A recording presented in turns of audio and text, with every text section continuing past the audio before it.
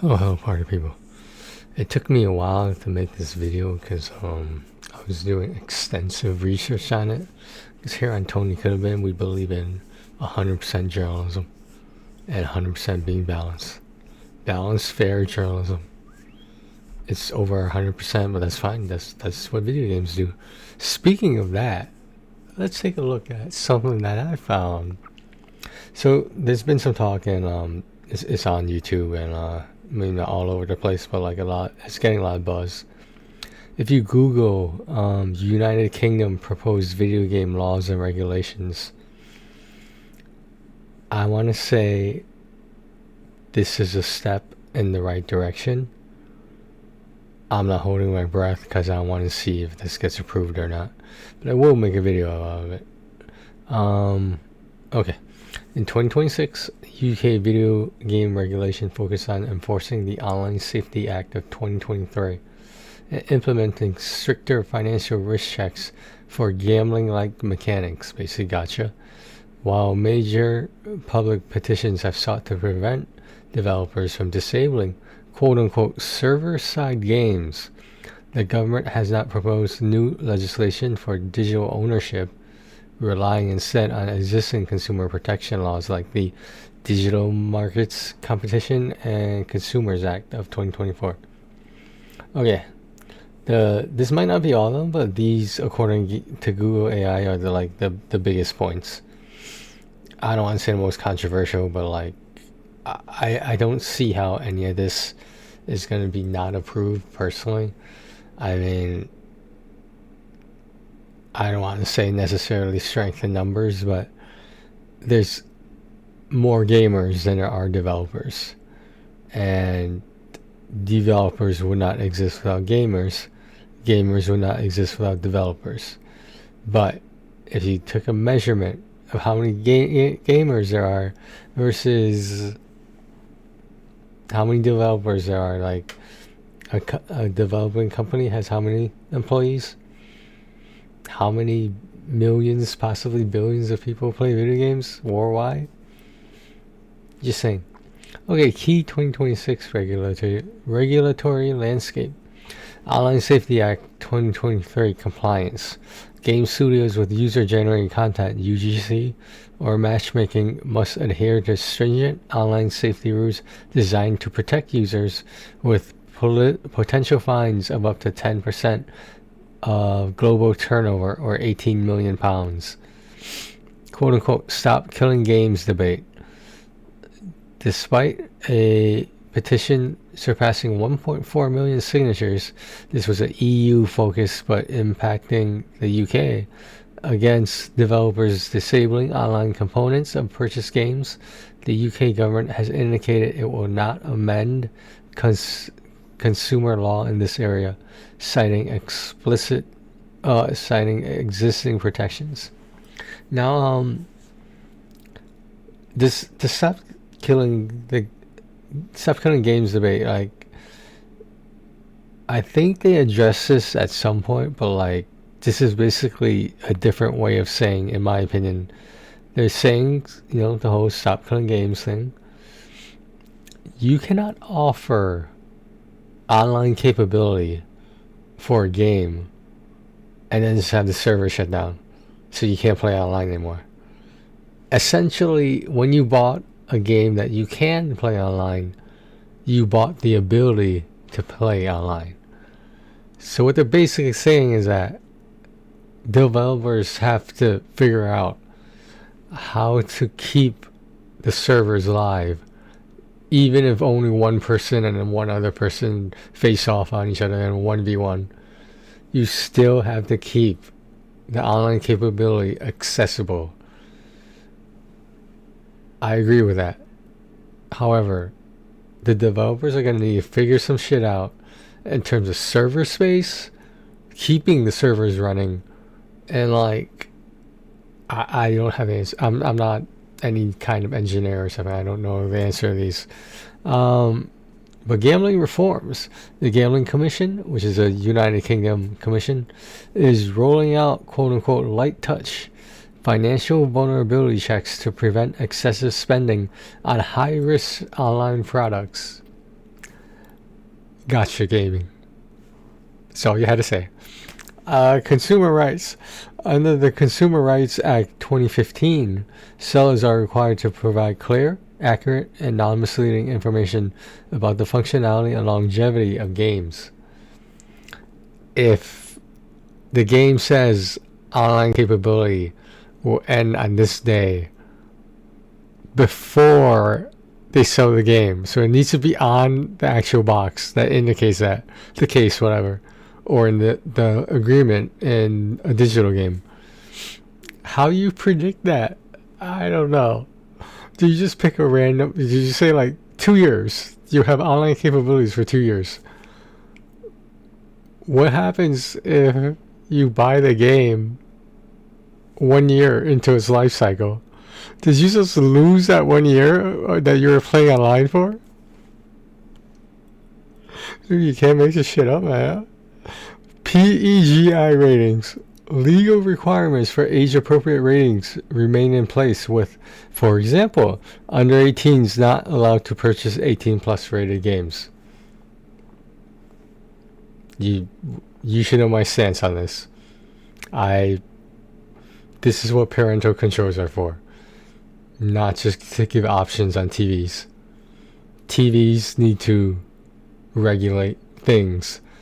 And the weird part is when it's not regulated and someone mimics what they saw in a movie they shouldn't have been old enough to watch.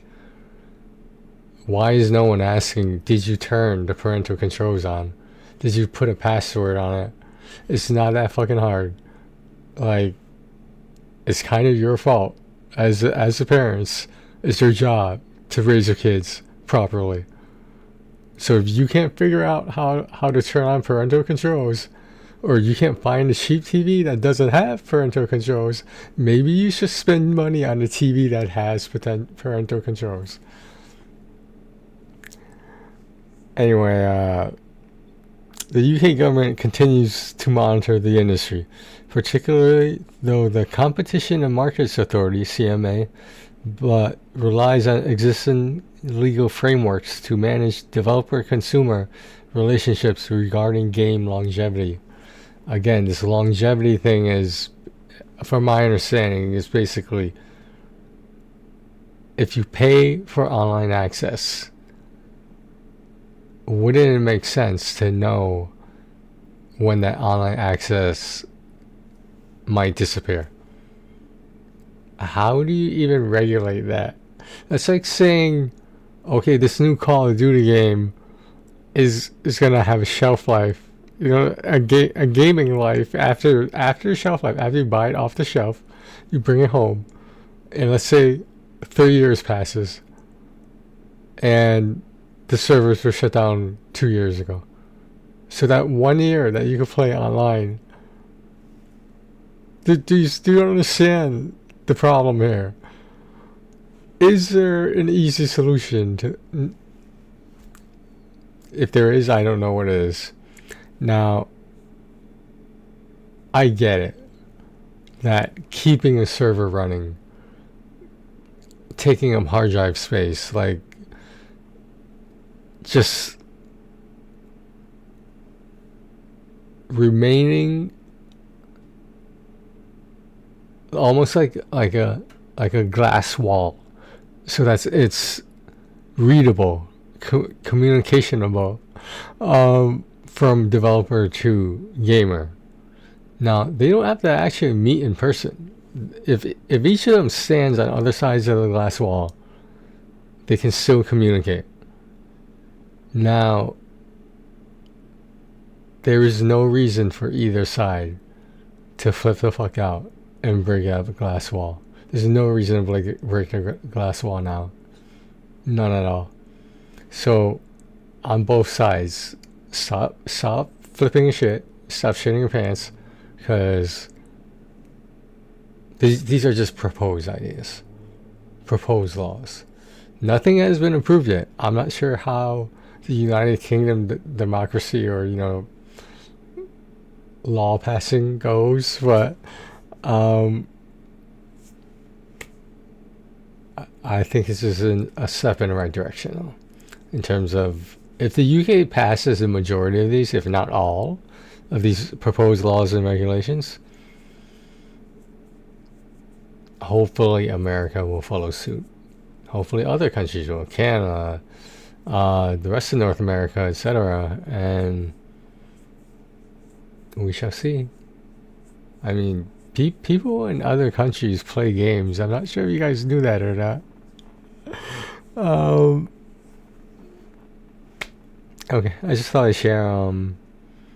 It's I've been, I don't want to say, like, subscribing to all this controversy, even though it shouldn't be a controversy. It should be an open discussion where not one side is right or wrong.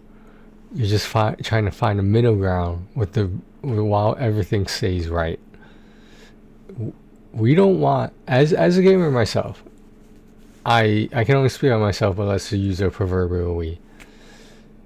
We don't want games to be delayed. We don't want developers to be like throwing us under the bus, for example, and being like, we can't support this game anymore because so and so shot someone and they said they were mimicking, this first person shooter. Like, we don't want the developers to be mad and say, we're gonna develop this game for a little bit more. It'll take a little bit more time to prevent another incident like so and so. We want balance, fairness. These are all things that I think are not that much to ask for. These are simple ideas, simple suggestions. If something gets passed, I said most of them, the important ones, if not the majority, or even all of them, but something's gonna get passed, and I think they're gonna focus on the gacha and gambling issues. In my opinion, they should be focusing on the longevity. That's what I'm concerned about, is the longevity of games. Like, for example, Genshin Impact 2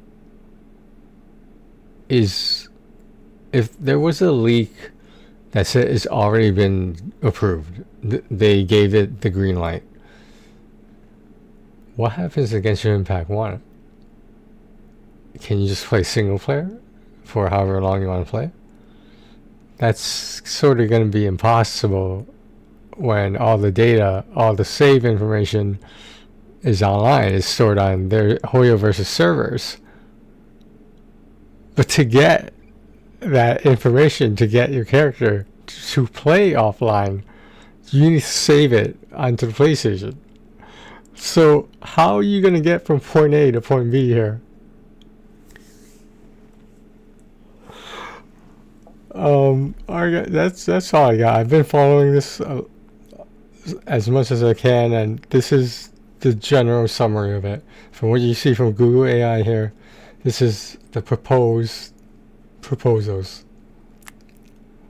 Okay, take care of yourselves and each other, guys.